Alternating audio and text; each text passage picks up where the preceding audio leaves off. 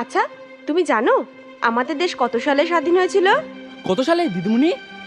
1947 সালের 15ই আগস্ট। আর এই বছর সেই দিনে তোমাকে দিয়ে পতাকা উত্তোলন করাবো।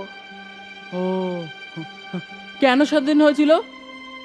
কারণ আমাদের দেশে কিছু ভালো মানুষেরা ছিল, যারা ব্রিটিশদের সাথে লড়াই করে আমাদের দেশকে রক্ষা করেছিল, জয় করেছিল। আর সেদিন ছিল 14ই আগস্ট।